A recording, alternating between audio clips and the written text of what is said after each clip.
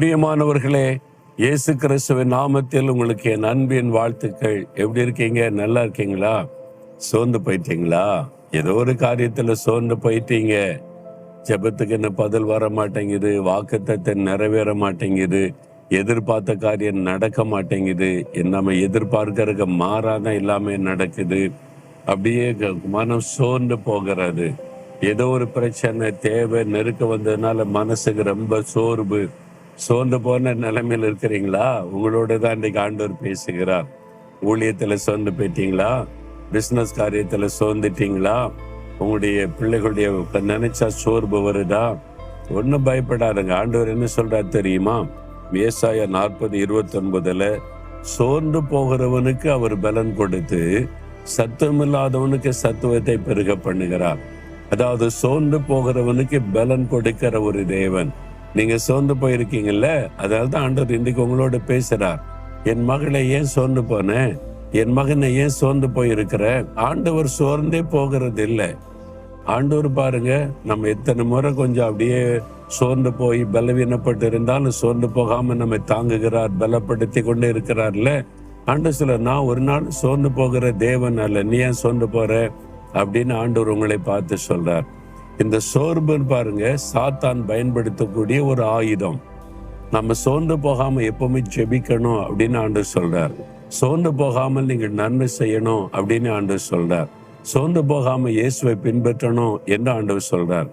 இதிலெல்லாம் சோர்வை சாத்தான் கொண்டு வருவான். அது அவன் பயன்படுத்தக்கூடிய ஒரு ஆயுதம். அதனாலதான் சோர்வுக்கு நீங்க இடம் கொடுக்க கூடாது. சோர்வு வந்தா சோர்வை கொண்டு வருகிற பிசாசை உன்னை கடிந்து கொள்கிற இயேசுவின் நாமத்தில் அப்படின்னு நீங்க சொல்லணும். உடனே இந்த ஆவி விலகி போய்விடும். அதுக்கு பின்னால் இருப்பது ஒரு ஆவி. ஆபிரகாம் சோர்ந்து போன போது கூட தேவன் அவனை பலப்படுத்தி அவனுடைய வாக்குத்தத்தத்தை உறுதிப்படுத்தி தைரியப்படுத்தினார்.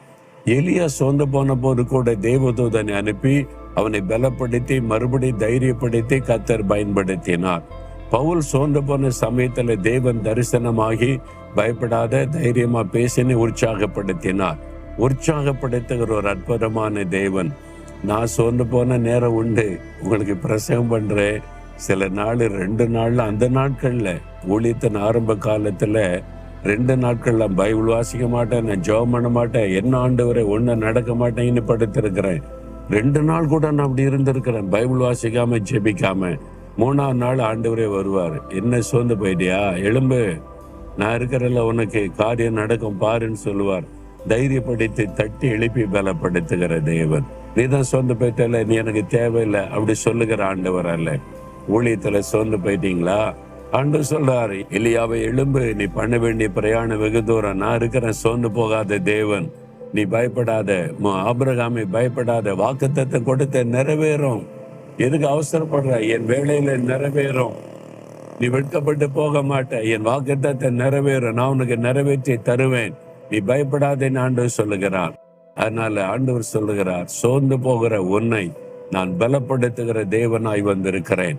இன்னைக்கு சொல்லுங்க, ஆண்டவரே நீங்க எனக்கு இருக்கிறீங்க, அது போதும். நீங்க என்னை உற்சாகப்படுத்துறீங்க போதும். நான் எழும்பி என்னுடைய காரியங்களை செய்யறேன்னு தைரியமா சொல்லுங்க. எழும்பு மகளே, எழும்பு மகனே, எதுக்கு சோர்ந்து கிடக்கிற? காரியங்கள் மாறும். இந்த நாள்ல இந்த மாற்றம் நடக்கும். விசுவாசத்தோட அற்புதத்தை எதிர்பாரு. இன்றைக்கே மாற்றத்தை உண்டாக்கி தருவேன்னு கர்த்தர் சொல்லுகிறார்.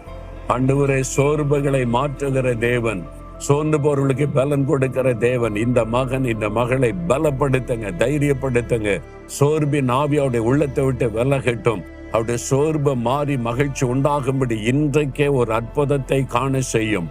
இயேசுவின் நாமத்தில் ஜெபிக்கிறேன். ஆமேன், ஆமேன்.